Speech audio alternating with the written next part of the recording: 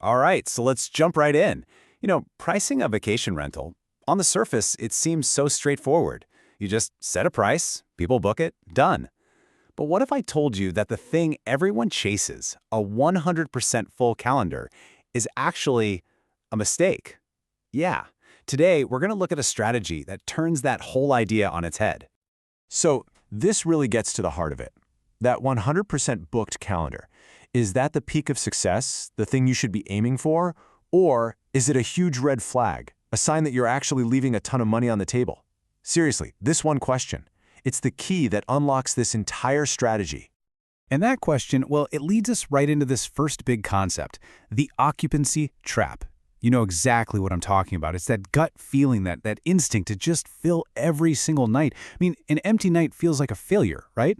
It feels productive to be busy. But, and this is the crazy part, chasing that feeling can absolutely wreck your profits. So how do you escape the trap? It all comes down to this one simple idea. We're revenue-focused, not occupancy-focused. It's not just about getting people in the door, heads in beds, as they say. Nope. The real goal is to maximize the actual profit you walk away with. It sounds so obvious when you say it, but trust me, that one little sentence, it's a huge shift in mindset. Okay, so you're probably thinking, great, but how do you actually do that? How do you switch from just chasing bookings to really focusing on revenue? Well, it's not about waking up and picking a number you feel good about. It all starts with a rock-solid foundation, and that foundation is built on data, specifically your past performance. And this is a really disciplined process. We're not talking about glancing at last quarter. Step one is digging into three full years of performance data. You need that long-term view. Then, you use that data to benchmark your seasons. Summer is different from winter, which is totally different from the off-season. You need to know those patterns. And then, this part is so important, you don't just set a base rate. You establish what's called a protected minimum rate. Think of it like a hard floor. The price will not go below this no matter what. And finally, you take all of this and you plug it into specialized software to actively manage it. That's where the data really comes to life. Now, before we get into the day-to-day stuff, there's a key term you've got to know. Booking lead time, or, BLT for short. All it is the amount of time between when a guest makes their reservation and when they actually arrive. Simple, right?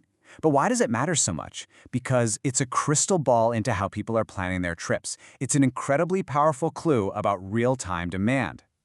Okay, so all that data work we just talked about, that's just building the engine. That's the foundation. The real art, the magic, happens when you're driving the car day to day. And that's what we're calling active pricing. It's all about responding to what the market is doing, like right now. In this quote right here, it gets to the core of the mindset.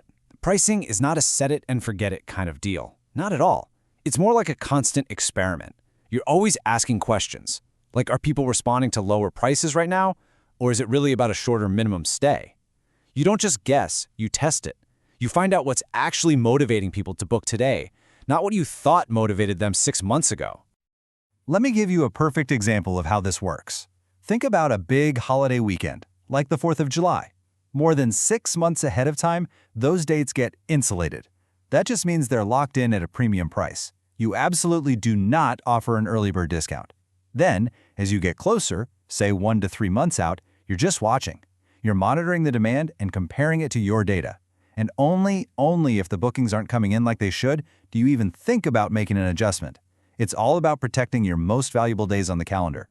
They even have these really smart tactics, like something called a controlled compression test. I know, it sounds super technical, right? But just think of it as a flash sale with a mission. You pick a slow time, like maybe the first week of December, and you intentionally drop the price for a very, very short period. Now, the goal isn't just to fill those rooms. The real goal is to see what happens, to measure exactly how sensitive people are to that price drop. It's like a surgical strike to get super valuable, real-time data. All right, so that's a lot of the how behind this strategy. But now let's talk about the why. I mean, why go through all this trouble? Why not just drop the price and fill the calendar? Well, because as it turns out, sometimes less really is more. Let's just put these two philosophies head to head. On one side, you have the occupancy-focused model. The goal is just to fill every night. But what does that lead to? More people, which means more wear and tear, more cleaning, more maintenance calls, basically higher costs over time. But on the other side, with the revenue-focused approach, the goal is to maximize your net revenue, the money you actually keep. And that, in the long run, means a much better return for the owner.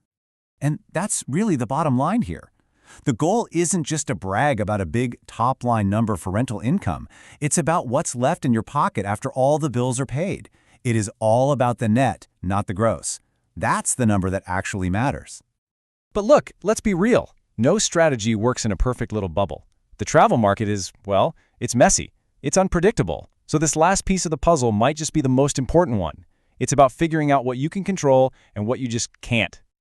I mean, just think about it. You can't control if it snows. You have no say in the band lineup for the local music festival. You certainly can't control resort operations or what's happening with the bigger travel economy. There are just so many things that are completely out of your hands. And step one is just accepting that. And that leads us to what is, honestly, the most powerful idea in this whole thing.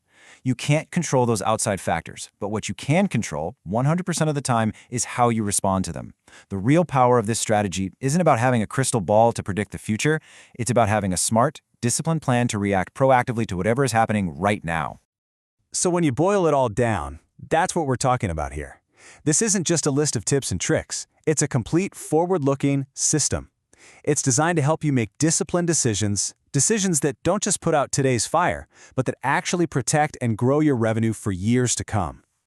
And that really leaves us with one last question to chew on. And honestly, this applies to pretty much any business out there, not just vacation rentals. Are you focused on being busy, or are you focused on being profitable?